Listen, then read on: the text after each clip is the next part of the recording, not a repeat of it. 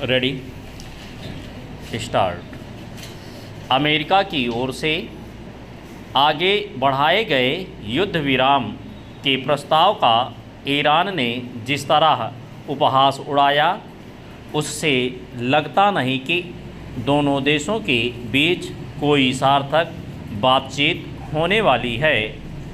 America ने जिस तरह 15 सूत्रीय युद्ध विराम प्रस्ताव रखा, उससे उसका गैर कूटनीतिक रवैया ही प्रकट होता है।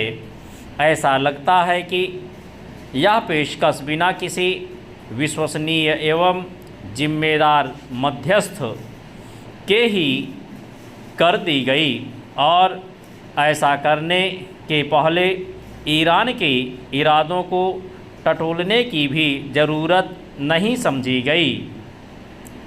इसका प्रमाण यह भी है कि ईरान ने भी अपनी ओर से 5 शर्तें रख दीं। इसका मतलब है कि दोनों पक्षों में कोई प्रत्यक्ष या परोक्ष बात नहीं हो रही है। क्या यह विचित्र नहीं कि अमेरिकी प्रस्ताव पर एक नहीं 3 देश मध्यस्थ की भूमिका निभाने का दावा कर रहे हैं।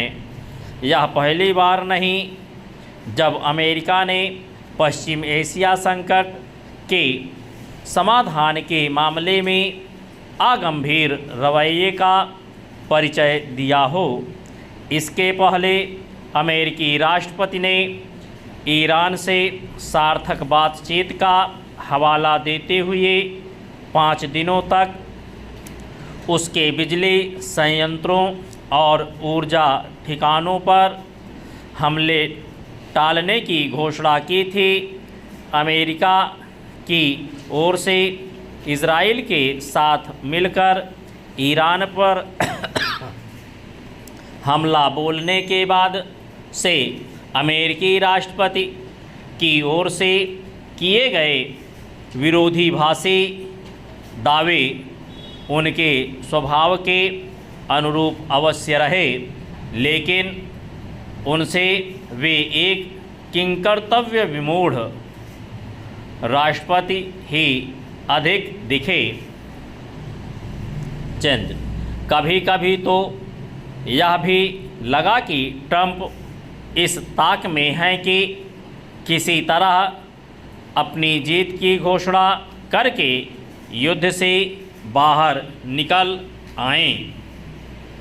सच जो भी हो, वे अपनी विश्वसनीयता खोते जा रहे हैं। आखिर ऐसे राष्ट्रपति पर कौन भरोसा करेगा जो एक ओर शांति प्रस्ताव रख रहा हो और दूसरी ओर पश्चिम एशिया में अपने सैनिकों की तैनाती बढ़ाने की घोषणा कर रहा हो।